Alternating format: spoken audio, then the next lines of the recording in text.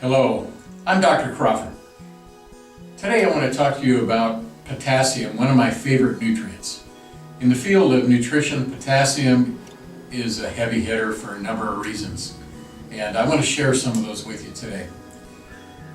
Here are some of the benefits that potassium can offer you in the field of health. Number one, potassium is a pH buffer, which means that it's alkalizing to the body and it can help eliminate acid from the system. Many people have a problem being too acidic, particularly people that tend to be sympathetic dominant in the autonomic nervous system. They have a tendency to lean towards acidity, and they need to do things on an ongoing basis to eliminate the acid and to alkalize the system. Potassium is a nutrient that can do that.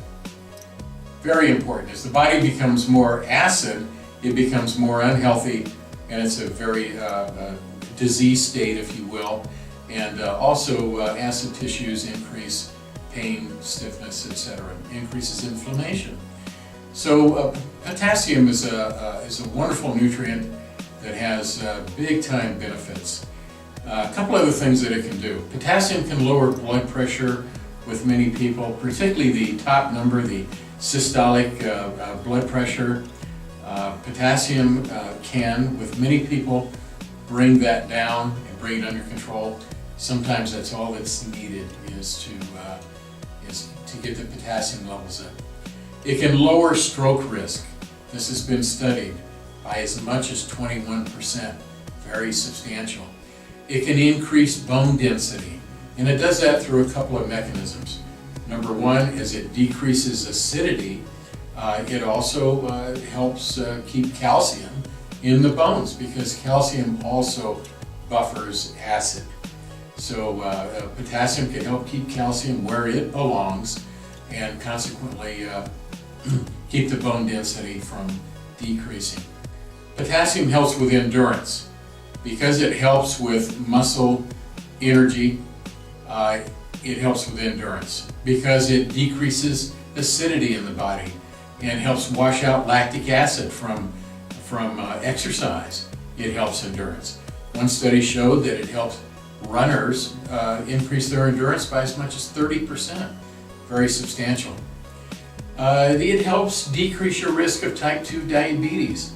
It seems to have an influence on the secretion of insulin from the pancreas. It also helps keep salt where it needs to be in the body. Salt, I'm not talking about table salt necessarily, but sodium should be used primarily for energy production in the body. And potassium helps keep it where it belongs. Again, sodium is also a buffering agent and also is alkalizing to the system.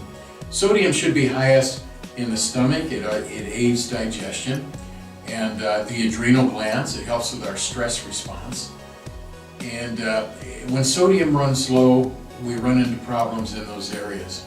Stomach problems, stomach sensitivity, the stomach lining will actually shrink. We don't hold on to water. It's sodium that holds water in the body. So dehydration becomes a chronic problem, etc. When we see things like osteoarthritis, for example, where we have the nodules formed in the joints, that's calcium coming out of solution and forming the nodules. It's coming out of solution because there isn't enough sodium generally in the body. So the answer is more sodium-rich foods. Celery juice is excellent. Zucchini, green beans, excellent foods. A decrease in potassium increases one's risk of a heart attack. Again, because of its effect on muscle energy, and the heart is a big muscle, but also because it affects the nerve conduction into the heart. Potassium should be in its greatest quantity inside the cell.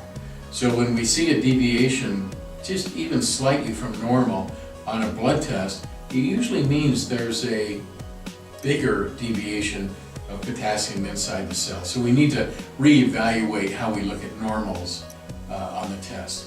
Also, when we see a high potassium on a blood test, in my opinion, that's misinterpreted as the body having too much potassium.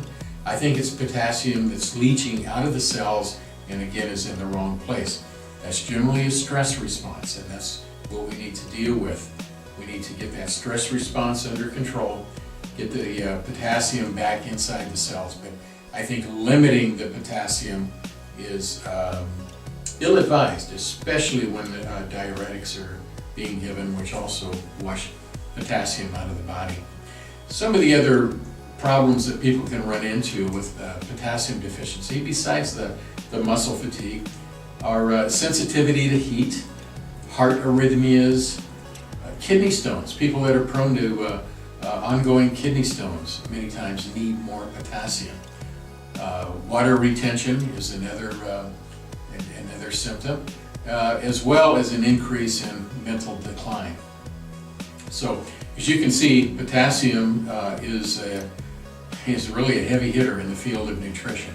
Good place to start, increasing good, fresh, organic fruits and vegetables. That's where most of the minerals are. Get away from the processed foods, and lots of greens. And you can also supplement with potassium.